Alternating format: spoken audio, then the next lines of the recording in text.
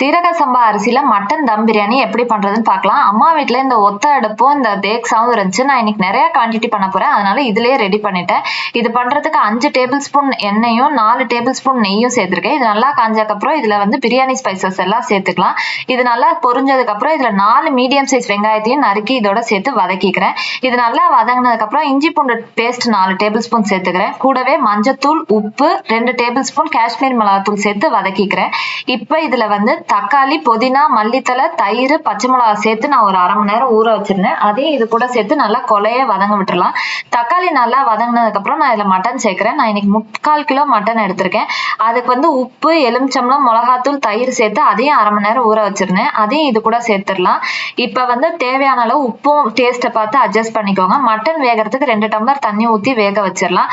ஆவி எந்த பக்கமும் போகாத மாதிரி மூடி போட்டு வேக வச்சிங்கன்னா 1/2 மணி நேரத்துல மட்டன் நல்லா வெந்து வந்துடும்.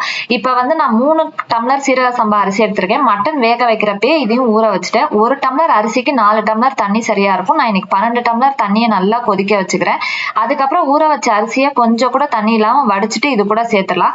அரிசியும் தண்ணியும் நல்லா கொதி வந்து இந்த மாதிரி அரிசி வெளியில தெரியும் போது தேக்ஸாவை வெளியில எடுத்துட்டு யூஸ் பண்ணாத ஒரு தோசைக்கல்லை வச்சு அது மேல தம் போட்டுடலாம். நல்லா நிறைய வெயிட் வச்சுக்கோங்க. ஆவி எந்த பக்கமும் போகாத மாதிரி பாத்துக்கோங்க.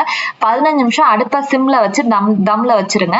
அதுக்கப்புறம் அடுப்பை ஆஃப் பண்ணிட்டு 15 நிமிஷம் அப்படியே விட்டுருங்க. அதுக்கப்புறம் ஓபன் பண்ணி பாத்தீங்கன்னா நல்லா உதிரியான சீரக சம்பா மட்டன் பிரியாணி ரெடியா இருக்கும். இதோட டீடைல்டு ரெசிபி வேணும்னா ஆல்ரெடி நம்ம சேனல்ல இருக்கு, நான் லிங்க் கொடுக்குறேன், செக் பண்ணி பாருங்க.